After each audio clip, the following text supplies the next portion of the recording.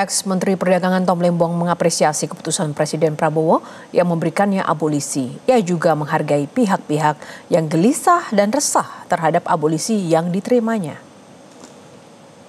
Ini tidak mudah dan saya menghormatinya sebagai sebuah keputusan konstitusional yang lahir dari pertimbangan yang mendalam. Namun saya juga sangat-sangat sadar bahwa banyak pertanyaan, banyak kegelisahan yang menyertai abolisi ini. Saya juga menghormati pandangan-pandangan seperti itu. Lantas siapa pihak yang dimaksud Tom Lembong karena gelisah terhadap abolisi yang diterimanya? Sudah bersama kami kuasa hukum Tom Lembong, Ari Yusuf Amir, dan pakar hukum pidana Abdul Fikar Hajar. Kita ke Bung Ari terlebih dahulu. Selamat sore juga untuk Pak Abdul Fikar. Bung Ari, jadi siapa sebenarnya pihak yang dimaksud oleh Pak Tom dan yang dinyatakan Pak Tom itu gelisah ketika Pak Tom menerima abolisi? Ya memang ketika kita diskusi pada waktu kita hendak menyebut beliau, kita juga mengamati tentang perkembangan di media sosial. Bahwa terjadi polemik di sana tentang apakah Pak Tom menerima atau tidak menerima sebaiknya abolisi ini. Nah, tetapi karena kita sudah melakukan pembahasan secara lengkap dengan tim hukum dan juga kawan-kawannya Pak Tom, sahabat-sahabatnya beliau dengan pihak keluarga, kita sudah memutuskan itu menerima dengan berbagai macam pertimbangan. Yang dimaksud beliau itu aja, itu tadi polemik tadi, ada yang pro dan ada yang kontra. Tapi kan itu semua artinya mereka sayang kepada Tom Lembong sehingga memberikan pendapat mereka dan itu menurut kita wajib untuk kita perhatikan. Nah, tetapi yang paling penting adalah Pak Tom Lembong ini menganggap bahwa walaupun nanti perkaranya sudah selesai, tetapi persoalan-persoalan yang ada terhadap proses dalam penegakan hukum ini juga jangan dianggap selesai. Gitu. Dan itu beliau berulang kali sampaikan. Karena kan sama-sama kita ketahui, abolisi ini adalah salah satu upaya koreksi negara atas penegakan hukum yang mungkin dirasakan tidak akan menghasilkan keadilan itu sendiri. Karena memang kita melihatlah dari awal proses penyidikan, lalu pada proses penuntutan sampai kepada putusan. Dalam proses-proses tersebut banyak sekali terjadi permasalahan-permasalahan yang sewajibnya kita evaluasi dan kita perbaiki. Sehingga kami sangat mengharapkan ke depannya setelah selesai semua persoalan-persoalan ini tetap dilakukan evaluasi total, baik itu kepada jaksa penyidik, jaksa penuntut, dan hakim yang memeriksa perkara ini. Karena kalau tidak kita lakukan itu, ya ini perjuangannya Pak Tom selama 9 bulan dalam tahanan menjadi sia-sia saja, menjadi tidak berarti. Karena 9 bulan itu adalah karena ada permasalahan dalam proses itu. Seperti itu. Nah, oleh karena itulah kemudian kan yang menjadi pertanyaan tadi seperti saya sampaikan, apakah memang ini hanya karena memang polemik saja antara pro dan kontra, Tom Lembong harus menerima, atau memang ada pihak-pihak tertentu yang memang tidak suka Tom Lembong dibebaskan, karena kita tahu bahwa proses kasus Tom Lembong ini pun juga syarat kepentingan politik seperti itu. Jadi lebih kepada pro dan kontra dinamika di lapangan ya, Bung Ari ya? Betul. Jadi ini betul-betul pro dan kontra karena mereka sebetulnya tadi semuanya dalam maksud tujuannya sama. Karena ada juga kawan-kawan kita yang belum memahami secara utuh tentang makna abolisi ini. Jadi mereka menganggap bahwa Pak Tom mengakui kesalahan juga salah. Karena abolisi ini tidak mengakui kesalahannya, tidak perlu mengakui kesalahannya, dan ini merupakan penghapusan atas semua proses perkara ini. Nah, dan memang dalam pemberian abolisi ini tidak ada syarat apapun, sehingga ini bisa kita terima. Lalu kemudian sudah sejauh mana ini laporan Anda terhadap majelis hakim yang menangani kasus Tom Lembong sendiri? Ya itu nanti yang akan kita follow up. Jadi memang kemarin kita membuat skala prioritas karena kemarin waktu memori bandingnya sangat terbatas. Kami fokus kepada pembuatan memori banding. Tapi setelah selesai ini kami punya banyak waktu untuk melanjutkan rencana-rencana yang sudah kami siapkan, yaitu tentang laporan ke Komisi Yudisial. Kita berharap Komisi Yudisial walaupun kewenangannya sudah banyak dipangkas, tapi paling tidak mereka masih melaksanakan tugasnya lah ya. Lalu juga hakim pengawas. Hakim pengawas itu ada di tiap tingkatan. Di tingkatan pengadilan negeri ada pengawasnya, pengadilan tinggi ada pengawasnya, dan Mahkamah Agung juga ada pengawasnya. Memang tidak perlu kita bahas tentang materi putusan, karena itu wewenangnya hakim, dia independen. Tapi cara dia membuat putusan, bagaimana mekanisme dia melaksanakan persidangan, apakah dia profesional, yang seperti sudah menjadi kita ketahui bersama, muncul kalimat ekonomi kapitalis, itu muncul dari mana? Ini jangan sampai terulang lagi, karena bahaya sekali kalau seandainya abolisi ini selesai lalu ini dibiarkan begitu saja. Tindakan-tindakan ini harus dievaluasi. Kami mengharapkan perbaikan bersama lah. Karena kan tujuannya Presiden Prabowo memberikan abolisi ini adalah untuk membuat ketenangan, membuat perbaikan hukum, supaya betul-betul ada kepastian, ada keadilan. Nah, tapi kalau tidak ada upaya evaluasi, ini menjadi sia-sia. Jadi harapan kita bahwa semua pihak sekarang dengan adanya tindakan tegas dari Presiden ini berlomba-lomba untuk memperbaiki diri lah, baik itu di kejaksaan maupun di kehakiman di Mahkamah Agungnya. Ini menarik seperti itu, Mbak, karena apa yang tadi Bung Ari sampaikan, kita juga ingin tanyakan ke Bung Abdul Fikar. Pak Abdul Fikar, bagaimana Anda melihat dan menanggapi ending begitu dari drama kasus Tom Lembong dan Hasto Kristianto yang berakhir dengan abolisi dan amnesti? Ya, nomor satu, saya memberi catatan kasus ini menggambarkan kepada kita bahwa ada pengadilan terhadap objektivitas, gitu. Ya, itu nomor satu. Kenapa saya katakan begitu? Karena dari rentetan beberapa menteri perdagangan sebelum dan sesudahnya, itu tindakannya ada banyak yang sama. Maksud saya semuanya melakukan hal yang sama dengan Pak Tom Lembong. Tetapi kenapa kemudian kejaksaan hanya memilih Tom Lembong yang diadili, gitu? Itu yang sampai sekarang jawabannya belum saya dapatkan, gitu. Ya, sampai sekarang itu belum saya dapatkan. Kenapa harus hanya Tom Lembong? Kalau memang kebijakan membuat impor gula dan sebagainya itu yang kemudian menguntungkan para pengusaha, gitu ya, itu hanya Menteri Tom Lembong. Nah, karena itu kemudian kesimpulan saya adalah yang pertama adalah itu kebijakan diadili, ya. Yang kedua, ya, menurut saya tindakan mengadili itu lebih mengadili kebijakan, gitu. Sejak awal saya katakan ini sebenarnya bukan mengadili perbuatan orang, gitu, tetapi mengadili kebijakan, karena yang dilakukan oleh Pak Tom Lembong adalah mengeluarkan kebijakan mengenai impor gula itu, gitu ya. Bahwa kemudian dari kebijakan itu ada pihak-pihak yang diuntungkan, terutama pengusaha dalam negeri dan pengusaha yang ada di Indonesia umpamanya, itu wajar-wajar saja, gitu. Dari setiap kebijakan ada yang diuntungkan, mungkin juga ada yang dirugikan, terutama yang monopoli umpamanya. Dia akan bisa dirugikan ketika keran impor dibuka dan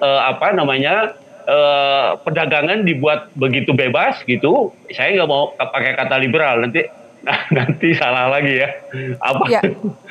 Diberi kebebasan gitu untuk bersaing, ya. Jadi ada betul itu undang-undang anti monopoli, gitu ya. Maka sebenarnya itu sudah sudah pada tujuan akhirnya sebuah dunia usaha sebenarnya, memberikan iklim itu. Nah, karena itu saya bilang ini bukan mengadili orang, sebenarnya mengadili kebijakan. Nah, karena Pak Abdul Fikar, boleh saya jeda sejenak, Pak Abdul Fikar.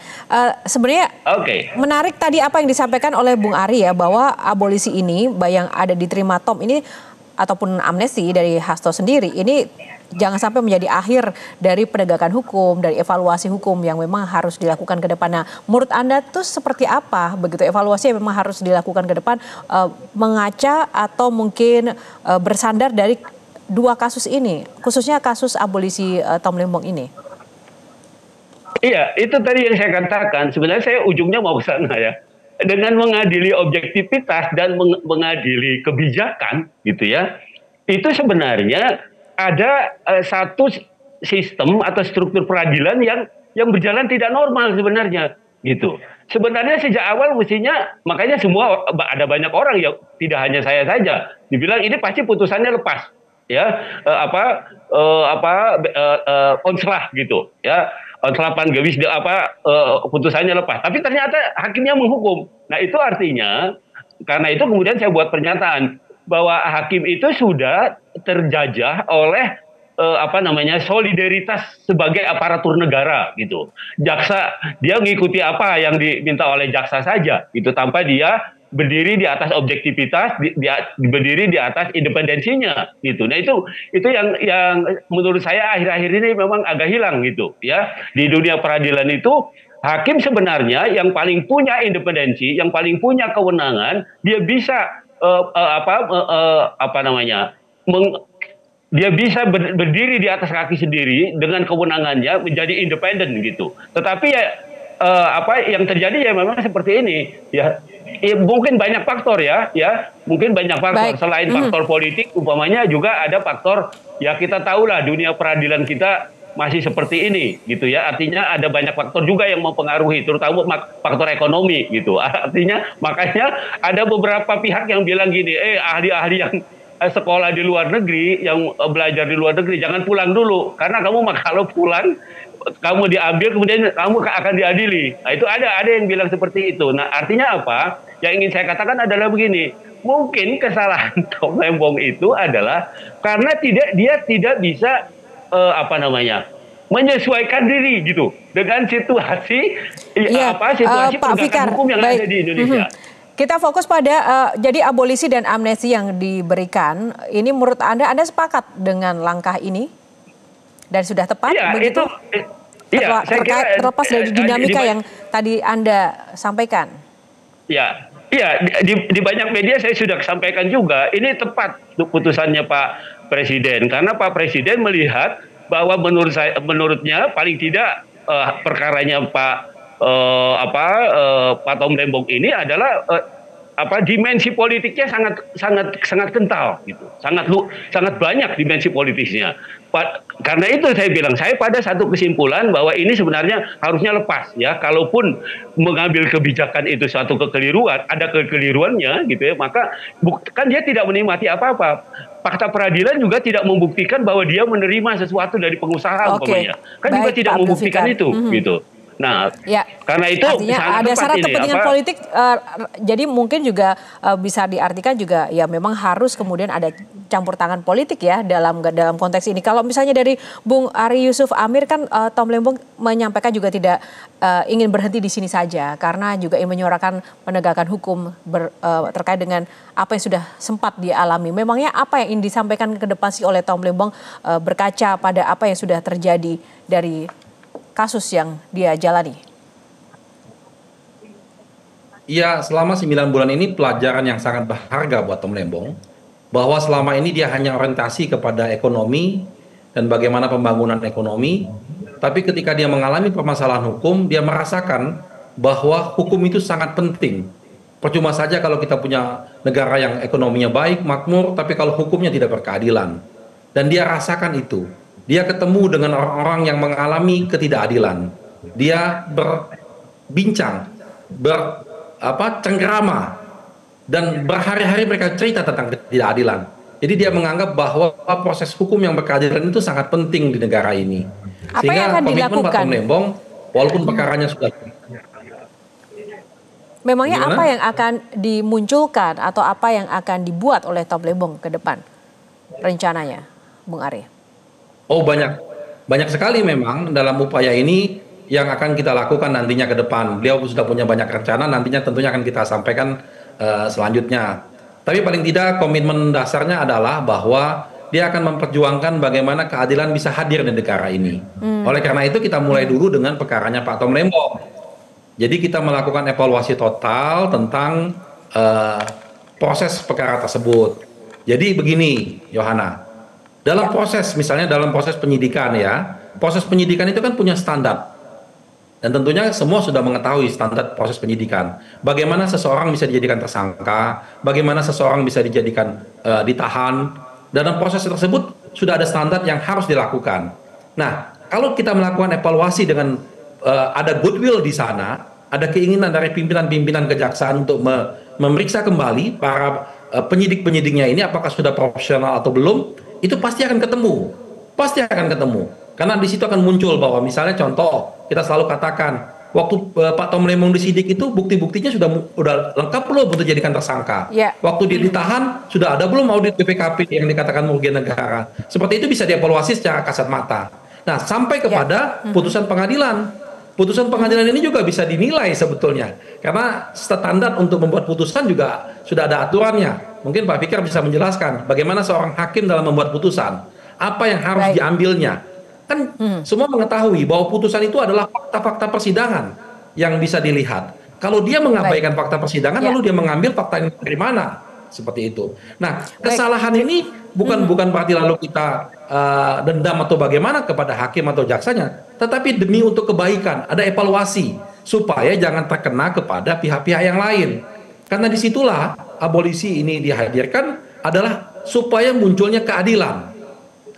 Karena dirasakan betul bahwa proses penegakan hukum dalam kasus Tom Lembong ini tidak akan menghasilkan keadilan.